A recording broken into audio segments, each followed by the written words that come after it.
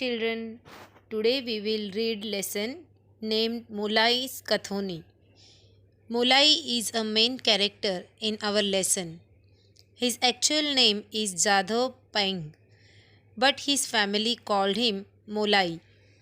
This is a true story which started in 1979 in a small village. मुलांनो, हा धडा म्हणजे एक खरी कहाणी आहे. पर्यावरणप्रेमी जाधव पाईंग यांची. त्यांनी अतिशय परिश्रमपूर्वक हे जंगल तयार केलं. म्हणूनच त्या जंगलाला मोलाईस कथोनी म्हणजेच मोलाईचं जंगल असं म्हटलं जातं. त्यांना हे का करावंसं वाटलं, त्यांनी कोणते प्रयत्न केले, हे जंगल उभारण्यासाठी त्यांना कोणकोणत्या अडचणी आल्या, हे आपण या धड्यात शिकणार आहोत. One day in the terrible summer season of 1979 changed the life of Jadhav Paing. He lived in a small village on the bank of the Brahmaputra. The Brahmaputra is a great river. In places, it is more than 7 to 8 kilometers wide. It has many sandbars and even an island as known as Majuli's Island. Waters of the Brahmaputra often flood Majuli and the sandbars. At times, the river even sweeps away from some of the sandbars. 1979च्या उन्हाळ्यामध्ये एक अशी घटना घडली जाधव यांच्या आयुष्यात की ते राहत होते म्हणजे एका नदी किनारी म्हणजे ब्रह्मपुत्रा नदीच्या काठावर एक छोटंसं गाव होतं. त्या गावामध्ये ते राहत होते. ब्रह्मपुत्रा नदीचं पात्र खूप मोठं होतं, 7 ते 8 किलोमीटर जवळजवळ. It has many sandbars and even in island as known as Majuli's island. म्हणजे तिथे अनेक सँडबार्स होते. म्हणजे वाळू जी किनाऱ्यावर येऊन साठते आणि तो जो मातीचा भाग तयार होतो त्याला म्हणतात sandbars. Waters of The Brahmaputra often flood Majuli and the sandbars. At time, the river even sweeps away of some sandbars. म्हणजे ब्रह्मपुत्रेच्या पाण्याचा जो पूर यायचा त्यामुळे ते माजुली आयलँड किंवा तिथलं जे सँडबार्स आहेत ह्यातली वाळू देखील त्या पुराबरोबर वाहून जायची. माजुलीमध्ये देखील ह्या पुराचं पाणी पसरायचं.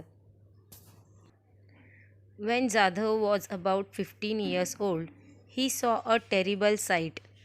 On one of the sandbars, thousands of snakes lay dead. They had been washed ashore with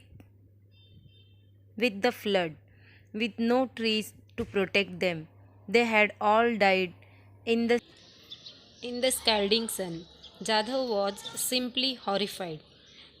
He sat down and wept. There and then he found his mission to turn the sandy barren land green with trees. For more than 30 long years, Jadhav Paing toiled on the dry barren area and transformed it into a forest. Jadhav जेव्हा 15 वर्षाचे होते तेव्हा त्यांनी एक भयंकर दृश्य बघितलं की ते सँडबार्सवर जवळजवळ हजारो असे साप मरून पडले होते आणि त्या महापुरामुळे ते सगळे साप किनाऱ्यावर आले होते आणि तिथे कुठलंही झाड नसल्यामुळे काय झालेलं, ते सगळे कडक उन्हामुळे म्हणजे स्कॅल्डिंग सन त्याच्यामुळे प्रखर प्रकाशामुळे ते मरून पडले होते. जाधव हे दृश्य बघून खूपच घाबरले आणि खूप रडू लागले. पण नंतर तिथेच त्यांना त्यांचं कार्य सापडलं आणि त्यांनी ठरवलं की ह्या ओसाड आणि जिथे जमिनीत काही पिकत नाही अशा त्या बॅरन लँड म्हणजेच नापीक जमीन, तिथे सुंदर अशी झाडं, ग्रीन हिरवीगार झाडं लावायची. For more than 30 long year म्हणजे हा प्रयोग त्यांनी फक्त काही दिवसांपुरता नाही, जवळजवळ 30 वर्ष त्यांनी हे काम केलं आणि त्या खूप कष्ट केले. Toiled on the dry baron area and transform it into a forest. म्हणजे त्या नापीक जमिनीचा बदल पूर्णपणे मोठ्या जंगलामध्ये केला. Jadhav Paing's family and his friends called him Mulai At first, Molai worked in a forest department scheme to plant trees. For some reason, that work stopped. All the other laborers left, but not Molai. He decided to carry on the work all by himself. He went to the forest department officers and the elders in his village. Jadhav पेंग यांची family आणि त्यांचे मित्र त्यांना मोलाई असं म्हणत. आणि मोलाई पहिल्यांदा forest डिपार्टमेंटमध्ये कामाला होते, परंतु त्यांची म्हणजे तिथे ते झाड लावण्यासाठी ते काम बघत. पण काही कारणामुळे ते काम बंद झालं आणि सगळेजण काम सोडून निघून गेले. पण यांनी मात्र तिथेच काम करण्याचा विचार केला आणि त्यांनी ठरवलं की त्याच जंगलामध्ये आपण काम करायचं. त्यामुळे ते तिथल्या फॉरेस्ट डिपार्टमेंटकडे आणि तिथल्या वरिष्ठ अधिकाऱ्यांकडे ऑफिसर्सना भेटायला गेले. Molai, nothing grows on the sandbars. Don't waste your time. Many of them advised, but someone told him to try growing bamboos. म्हणजे बरेच जणांनी त्याला सांगितलं की तू तुझा वेळ काही याच्यामध्ये घालवू नकोस. Don't waste your time. पण काही जणांनी ही सल्लाही दिला की बांबू उगव, म्हणजे बांबू तिथे उगवू शकतात. The forest department people gave him some saplings. Saplings म्हणजे रोपं. Early next morning Molai went to the island and planted his first tree carefully. After that, he visited the island every day, watering and tending the plants with love. The plants began to grow. With them, Molai's hopes also grew. मोलाईने त्याचं पहिलं झाड लावलं आणि त्याची काळजी घेऊ लागला. त्यानंतर तो रोज तिकडे जाऊ लागला आणि झाडांना पाणी देणं, त्यांची काळजी घेणं हे काम त्याने सुरू केलं. जसजशी झाडं वाढत गेली तसतसा मोलाईचा आशा देखील वाढत गेली आणि आता त्याला he began to look for more saplings and other type of trees. He brought silk cotton saplings next. To his delight they took root on the island. Part of this island The island was now dotted with green. त्याला आता आणखी झाडं हवी होती, त्यामुळे त्याने एक silk कॉटनचं जे रोप असतं ते आणलं आणि त्याने ते लावलं. आणि खरंच आनंद असं त्याला खूप आनंद झाला. डिलाईट म्हणजे आनंद होणं.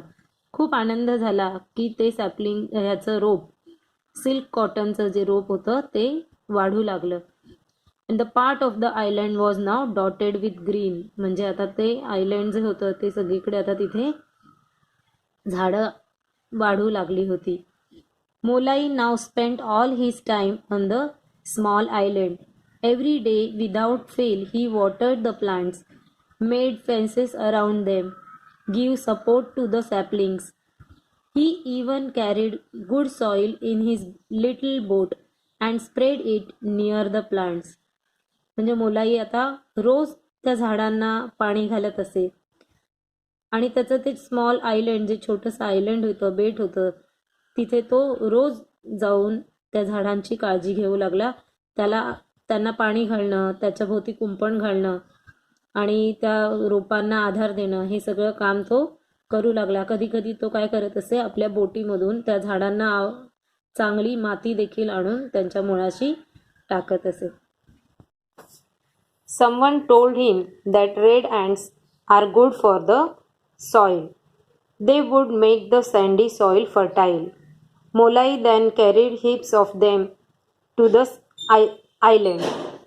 He was not put out by the ant bites. He also took different types of grasses there.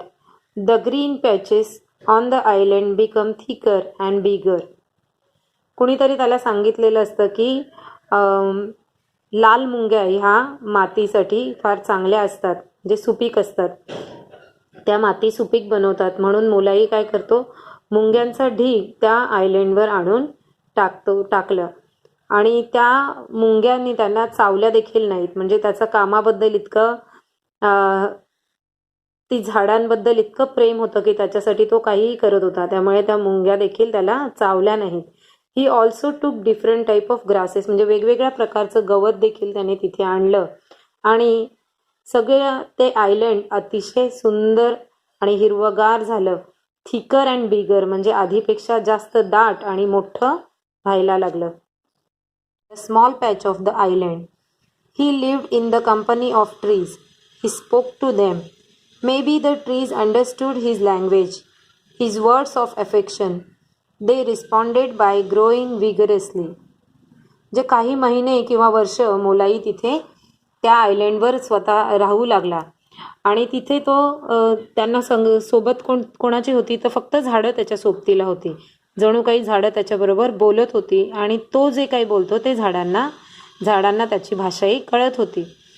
त्याचं प्रेम आणि त्याला असा रिस्पॉन्स मिळाला झाडांकडून की झाडं अतिशय मोठ्या प्रमाणात वाढू लागली. ग्रोईंग विगरसली म्हणजे अतिशय जोमानं वाढू लागली. हे त्याचं झाडांप्रती असलेलं प्रेमच होतं. In this lesson there are some good thoughts are given. Let's see them. Without trees we will all suffer and die. Students, if there is no tree we will all suffer. Suffer means आपल्याला खूप नुकसान सहन करावं लागेल, कदाचित आपला मृत्यूही होईल. त्यामुळे I will go on planting trees till there is life in my body. म्हणजे मी जोपर्यंत माझ्या शरीरात जीव असेल तोपर्यंत मी झाडं लावतच राहीन. Man knows how to cut a tree, not how to plant it, grow it. म्हणजे माणसांना झाडं कापायची माहीत असतं, पण ती झाडं लावायची कशी, वाढवायची कशी हे मात्र माहीत नसतं. Let us make this planet more beautiful to live in. The students see, this wants to say that we should make our planet more beautiful by planting the trees, so we can live in very. Nature helped me, animals helped me in my work. जे निसर्गाने आणि प्राण्यांनी माझ्या कामात मला मदत केली. It says that nature gives us a lot. Students, we will continue the lesson in the next part. सँडबास म्हणजे नदीच्या मुखाशी असलेला वाळूचा बंधारा. आयलँड बेट. ॲशोअर म्हणजे किनारा. स्कॅल्डिंग म्हणजे भाजणारे. हॉरिफाईड घाबरलेले. बॅरन लँड नापीक जमीन. टॉइल्ड कष्ट केले. ट्रान्सफॉर्म्ड बदलले. डिपार्टमेंट म्हणजे विभाग. सॅपलिंग्स रोपे. ॲफेक्शन प्रेम किंवा स्नेहभाव. विगरसली म्हणजे जोमाने किंवा जलद. Thank you students.